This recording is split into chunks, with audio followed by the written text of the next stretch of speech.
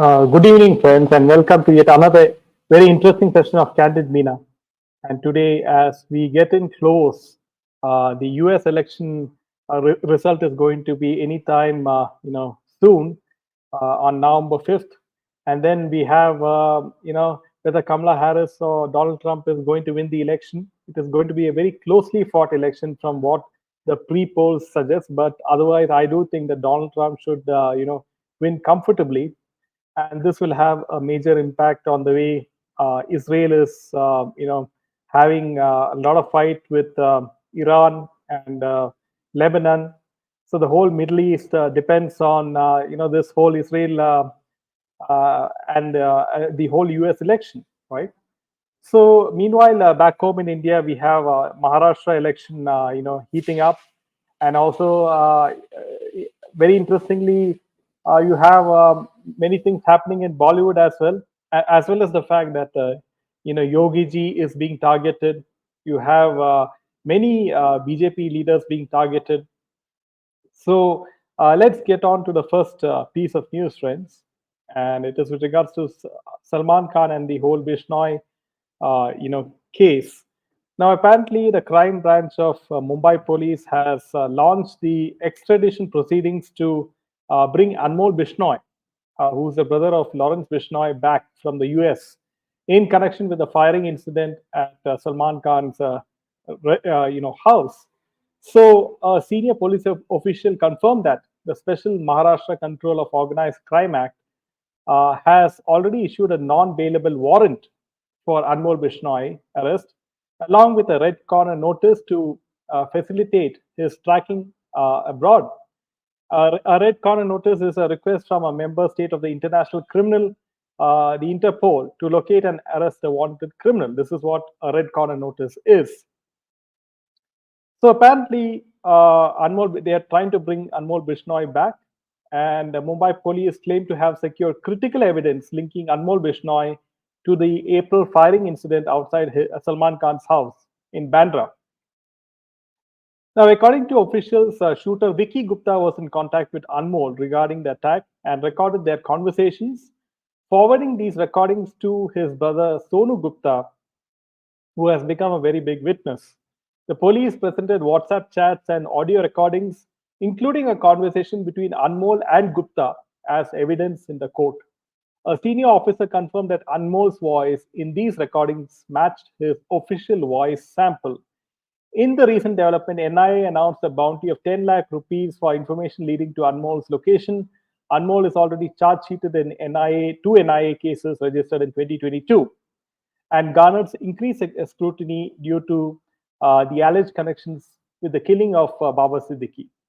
So, how efficiently and fast the Maharashtra police, how the agencies are working, because it's a case involving Salman Khan, it's a case involving the politician Baba Siddiqui, and the whole state machinery, and is working so efficiently. But when it comes to cases like Sushant Singh Rajput or Jia Khan, you can see how the whole the police and the whole investigative agencies, how they work, right? And it is very disappointing because in the case of a common man, all these agencies, they keep postponing their findings, just like what is with SSR and Disha Salian. It has been 4 years and there's no update from the CBI, as well as there's no update from the SIT of Disha Salian. So you can see how things work in Maharashtra.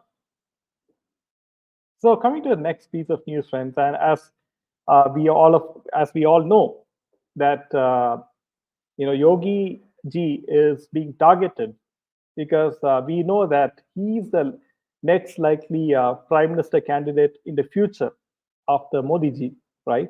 And he has a lot of potential to become the prime minister of India in the future. So just recently, very interestingly, with regards to Yogi ji, the Mumbai police detained a 24-year-old lady for allegedly giving a death threat to Yogi ji. Her name is identified as Fatima Khan from Ulhasnagar area in Maharashtra's Thane. She has a bachelor's degree in information technology but is mentally unstable. The police was quoted as saying, and the Mumbai police received a threat message on Saturday evening which said that Yogi Adityanath would be killed like Baba Siddiqui if he doesn't resign within 10 days. And the Mumbai police traffic control cell received the message from an unknown number. So this number was traced to this particular lady who is said to be mentally unstable. My question is, if this lady is mentally unstable, like the police has said, how did she get a bachelor's degree in information technology? Is my question. What kind of mental condition does she have? And I do think that there is more to this particular story which is evolving, and it is quite obvious that ministers from the BJP is being targeted. You have Yogi ji being targeted. You have, of course, Modi ji being targeted because the establishment and also the deep state they don't like to see India growing very fast, especially when there is a recession happening all over the world. The Indian economy is doing comparatively better to other economies in the world. So the West, especially, they don't like to see India become like another China, right? And that's the reason why they are keeping all this sort of toolkits and stuff to slow down India's progress. So, so coming to the next piece of news, friends, and after Yogi ji's being targeted, it is also Amit Shah. Now, Canada has alleged that Amit Shah was behind the plots to target Sikh separatists on Canadian soil. And India on Saturday said it summoned the Canadian High Commission representative and lodged a strong protest over Ottawa's allegations against Amit Shah. We have summoned the Canadian High Commission yesterday. It was conveyed in the note that the government of India protests in the strongest terms to the absurd and baseless references made to Amit Shah before the committee by Deputy Minister David Morrison. And according to a report, Canada had alleged that Amit Shah was behind the plots to target Sikh separatists on Canadian soil. And on Wednesday, these allegations against Shah, was termed as concerning by the U.S. And you can see how the U.S. is also playing their game.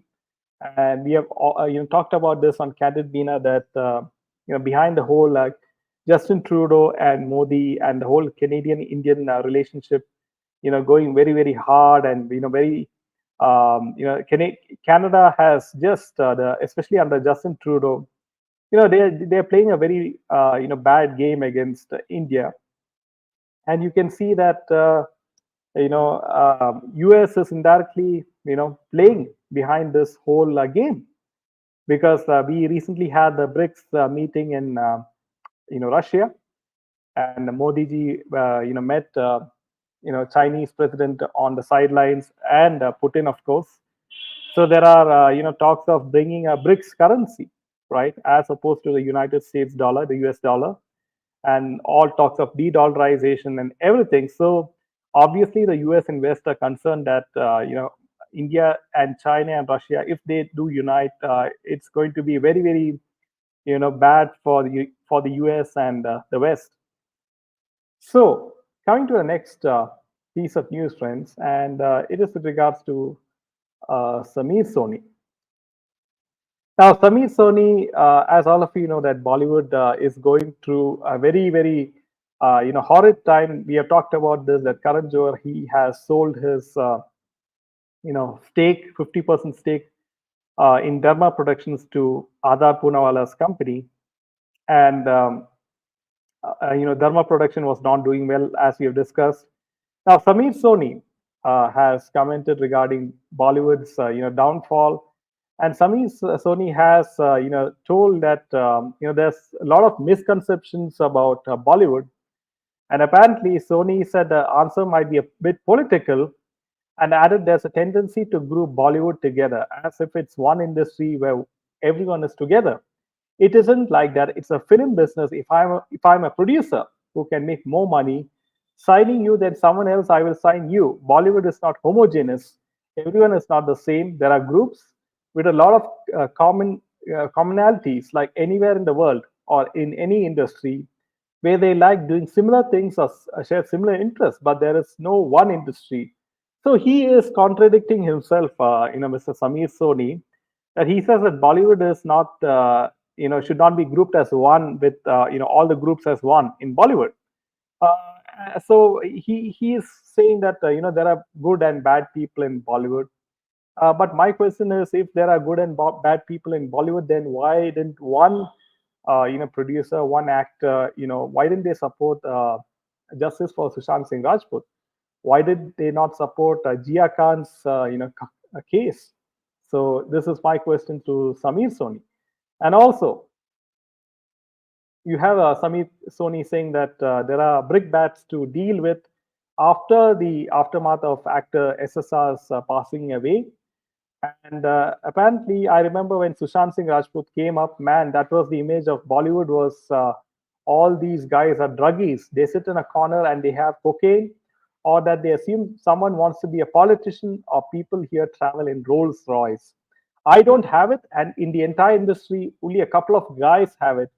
It is just an image which is thrown around. Otherwise, these are just regular people who, because you give so much importance, they think they are important. Sami Soni has to also, think about, his wife is in, Karan Johar's production, Bollywood Wives. So Karan Johar is giving a lot of importance to, people like his wife, who was an actress, as we all know, Neelam. And so when you say that, these actors and actresses in Bollywood should not be given so much of importance, you're contradicting yourself even there, isn't it? So this is how, Bollywood is trying to somehow save its image. It's somehow, trying to save its business by, bringing AI technology to cut down on the production costs, like we have discussed earlier. They're using AI technology. They are, finding investors who has nothing to do with film industry, like Adar Poonawalla, to bail them out. All these Bollywood actors, they have other businesses like real estate. They have, advertisement endorsements. They are investing in startups. So it is quite clear that, acting in a film or making mainstream films or making big budget films is no longer viable. And we have seen that, the case of corporate bookings in Jigra, Alia Bhatt's Jigra, and also Bhushan Kumar's wife, Divya Kumar Khosla, openly stated that, Alia Bhatt's film, there was no one in that particular theater. So all in all, we can see a shift in the audience. The audience are no longer fools. The Indian audience, especially after, SSR's death, and also because of the rise of OTT platforms and, platforms which gives, very good content like YouTube and other platforms. People do have a lot of choice, and it's not like they have to go to a film theater. They have to spend around 600 700 rupees, sitting in a theater and watch a Bollywood film which has copied the script from a Hollywood film. Why would they, be so stupid, right? So Bollywood has to, all these producers, directors, they have to think as to why, the industry has sunk. And I think Karan Johar has, understood this earlier than all the others. So we will have to wait and see how things move forward, and we'll keep you posted regarding the same. So friends, if you do like our content, make sure to hit that like button and share this video with your friends, and hit the bell icon. So now, coming to the next piece of news, friends, as we all know that Maharashtra election is coming very close. It is getting very close, like the US election. And the latest news is that BJP leader and Mahayuti candidate from Mumbai constituency, Shaina NC, she criticized the Mahavikas Agadi after Arvind Sawant, an MP from the Uddhav Thackeray Shiv Sena, allegedly used a very derogatory term against her, sparking controversy. China expressed her outrage, questioning why leaders like Priyanka Gandhi and Priyanka Chaturvedi from the MVA, consisting of Congress, NCP, the Sharad Pawar led NCP, and Uddhav Thackre's Shiv Sena, has not condemned this particular remark. So she also said, I want to know the official stand of Mahavikas Agadi. You target a woman, and the apology comes only after the Nagpada police filed an FIR 30 hours later. She questioned Congress candidate Amit Patel, who she claimed laughed during Savan's comments. Would he react the same way if the remark was directed at a woman from his religion or community? In 2014 and 19, I was a dear sister, but now I am Mal. I am a daughter of Ma Mumba Devi. I will fight and I will win. If Sanjay Raut has no objection to the word Mal, it shows his mentality. This is what China said. Adding Mal is objectification. It means you're the property of someone. Very well said by China.